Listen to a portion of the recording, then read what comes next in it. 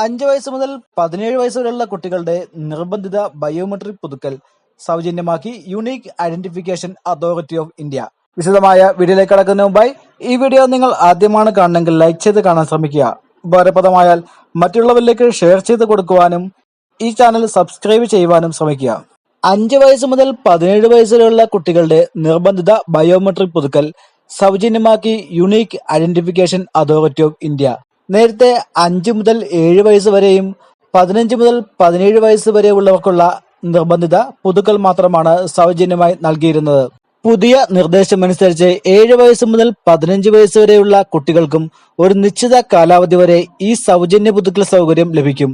നവജാത ശിശുക്കൾക്ക് ജനന സർട്ടിഫിക്കറ്റ് ഉപയോഗിച്ച് ആധാറിന് എൻറോൾ ചെയ്യാം. 5 വയസ്സ് വരെ ബയോമെട്രിക് ശേഖരിക്കാത്തതിനാൽ കുട്ടികൾക്ക് 5-ാം വയസ്സിലും 15-ാം വയസ്സിലും ബയോമെട്രിക് നിർബന്ധമായും പുതുക്കേണ്ടതുണ്ട്.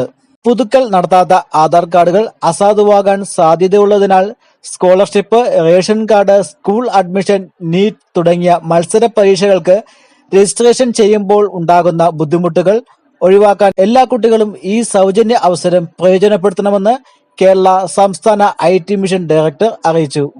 കേരളത്തിൽ ആധാറിന്റെ നോഡൽ ഏജൻസിയായി പ്രവർത്തിക്കുന്നത് കേരള സംസ്ഥാന IT മിഷനാണ്.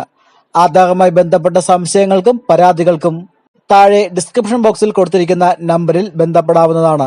ഇത്തരം ഉപകാരപ്രദമായ വിവരങ്ങൾ മറ്റുള്ളവരിലേക്ക് ഷെയർ ചെയ്ത് കൊടുക്കുവാനും ഈ ചാനൽ സബ്സ്ക്രൈബ് ചെയ്യുവാനും ശ്രമിക്കുക.